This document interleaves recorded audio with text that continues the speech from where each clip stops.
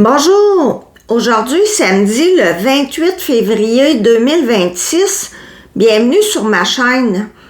Dans la nuit du 3 décembre 1926, celle que l'on surnomme la reine du crime, Agatha Christie, née Agatha Miller, disparaît mystérieusement, puis réapparaît 11 jours plus tard sans que personne n'en connaisse la raison. 4 théories sont aujourd'hui envisagées. La première suggère qu'elle cherchait à se venger de son mari qui avait demandé le divorce pour pouvoir marier sa maîtresse et qu'elle aurait élaboré un plan pour faire croire à un assassinat. La deuxième théorie, toujours en lien avec son couple qui battait de l'aile, parle plutôt d'une tentative de s'enlever la vie qui aurait échoué. La troisième théorie évoque une forme rare d'amnésie suite à un traumatisme émotionnel, par exemple. Et enfin, la quatrième et dernière théorie, et non la moindre, mentionne le plus gros coup de publicité jamais réalisé. Parce que ce qu'il faut savoir, c'est qu'au moment de sa disparition, Agatha Christie avait du succès, mais jamais comme aujourd'hui. C'est un succès plus local, si on veut. Bien qu'on n'ait pas encore trouvé le motif de sa disparition, à ce jour, on ne peut que constater que les 4 théories pour l'expliquer sont quand même assez différentes les unes des autres. Rien pour aider. Comme j'aime essayer de résoudre des mystères avec mes cartes, j'allais pas passer à côté de celui-là avec le tarot Illusion euphorique. Ici, au départ, avec l'as et le chevalier de bâton, on voit que notre reine du mystère était vraiment décidée à partir, commencer quelque chose de nouveau après avoir reçu des mauvaises nouvelles, comme nous l'indique le page de coupe inversé, qui peut signifier aussi une immaturité, le fait de rester accroché au passé. En parlant de mauvaises nouvelles, la roue de fortune inversée, c'est en quelque sorte quand la malchance s'acharne. Un malheur n'attend pas l'autre. Et de l'autre côté, l'impératrice inversée, ça peut être de la dépendance, une relation fusionnelle, la dépendance affective, et avec le 5 de coupe, elle était très affectée par la demande de divorce de son mari, mais aussi par le décès de sa mère, survenu dans la même période. Elle se sentait perdue par ces 2 deuils à faire en même temps. C'est pourquoi elle a planifié d'aller se reposer avec le 4 d'épée, se remettre de tout ça, et elle avait aussi apporté, entre autres, une grosse somme d'argent.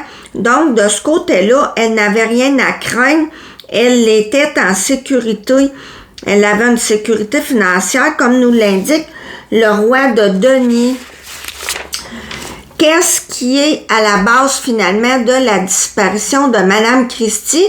Eh bien, avec la tour, son monde s'est écroulé lorsqu'elle s'est rendue compte que son mari avait une nouvelle femme dans sa vie, qu'il rendait plus heureux avec l'as de coupe, et que la relation entre notre romancière et son mari, qui durait quand même depuis 12 ans, était truffée de mensonges, que l'homme qu'elle avait aimé et croyait connaître était en fait complètement différent de ce qu'il montrait avec le roi d'épée inversé.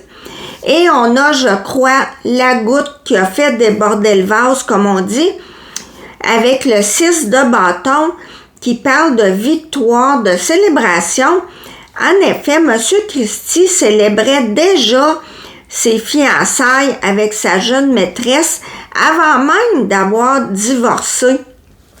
Donc, en résumé, le décès de la mère d'Agatha est venu amplifier sa souffrance, mais c'est vraiment à cause de l'échec de son mariage qu'elle est partie. Ici, finalement, avec la lune inversée qui parle de mensonges, déception, Madame Agatha Miller, qui ne serait plus Madame Christie, a appris des choses, comme on dit. Elle a vu et su les vraies affaires et s'est dit avec le dos de bâton inversé que même si l'idée de se retrouver seule l'angoissait, la peur de l'inconnu, elle était consciente que ça n'aurait pas pu continuer comme ça.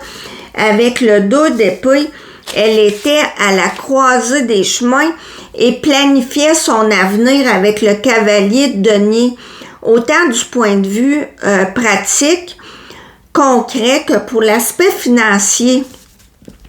En synthèse, on retrouve la justice qui nous dit que cette disparition était organisée, c'était un choix. Et moi, ça me fait penser à l'expression « se faire justice soi-même ».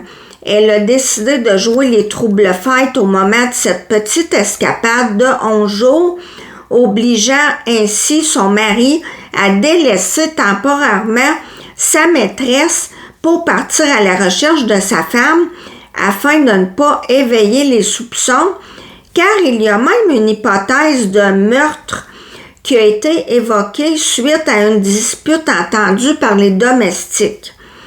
L'autrice de romans policiers avait vraiment, je crois, peaufiné le scénario de sa disparition jusque dans les moindres détails pour brouiller les pistes de la voiture retrouvée abandonnée dans une carrière avec les phares allumés, sa valise pleine et un manteau de fourrure jusqu'au pseudonyme utilisé pour louer une chambre, soit le nom de la maîtresse de son mari.